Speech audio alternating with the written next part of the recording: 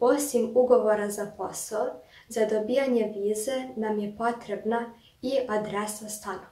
Tako da je iznajmljivanje stana još jedan trošak na koji moramo obratiti pažnju. Ukoliko igrom slučaja imamo sportsku vizu ili smo uz pomoć rodbine, prijatelja ili agencije došli u Njemačku, kad tad će nam ponovo biti potreban stan.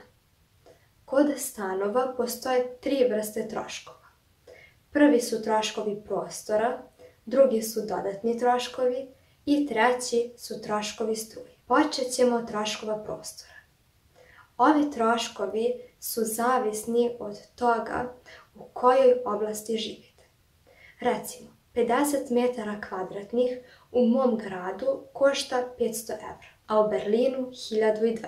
Tačne razlike i cijene pojedinih stanova u pojedinim mestima možete lepo vidjeti na nemačkim sajtovima za iznajmljivanje stanova. Pošto već nemate pristup vijestima i ne možete direktno otići u neku od firmi. Ali ja sam svoj stan isto našla preko internet sajtova. Izvukla sam već jedan i stavit ću ga u opisu ovog videa da možete odmah kliknuti i odmah pogledati. Drugi troškovi su dodatni troškovi. Da biste tačno vidjeli o kojoj se vrsti radi, pročitat ću vam jedan od mojih računa.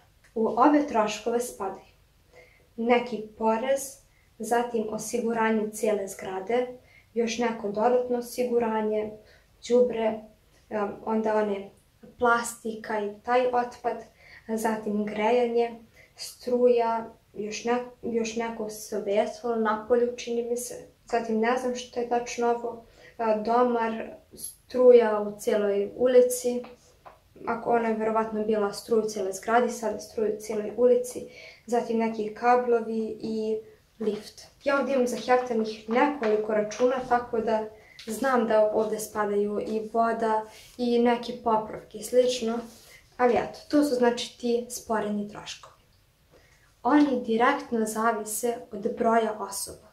Ukoliko recimo u stanu žive 3 osobe, onda će ovi troškovi biti i malo skuplji. Stvar kod ovih troškova je što vi plaćate mjesečno i na kraju godine oni pogledaju da li ste potrošili više nego što ste platili ili manje. Ukoliko ste potrošili više, onda morate doplatiti, a ukoliko ste potrošili manje, oni će vam jednostavno vratiti novac. Ne dešava se često da bude velikih grešaka i velikih oscilacija, zato što stalno neko iznajmljuje stan i oni već i sami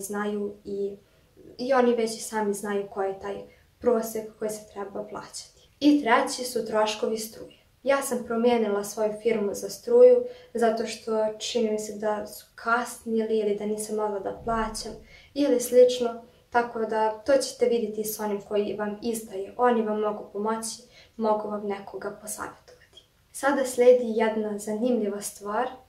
Gledala sam jedan YouTube video i jedna YouTuberka je rekla da stan u vrijednosti od 350 do 400 evra da je plaćala 800 evra.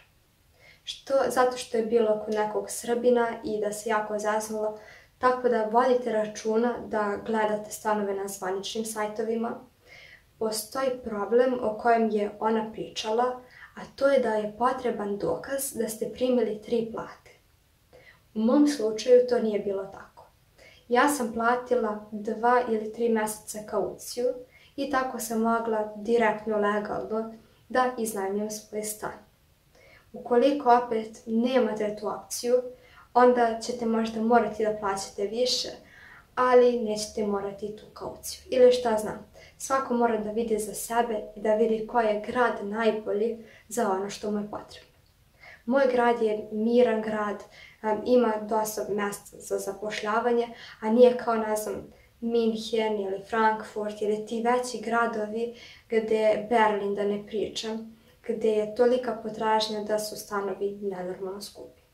Praktično sve što zaradite, zarađujete više, ali ne toliko više, možda 100 evra, maksimalno 200, da morate da plaćate 500 evra skuplji stan. Ukoliko imate rodbinu i prijatelje, to je sasvim druga priča, to se normalno ni ne pominje. I posljednja stvar na koju ćemo obratiti pažnju je namještaj. Uglavnom kada iznajmljujete stan u Njemačkoj, oni dođu bez namještaja.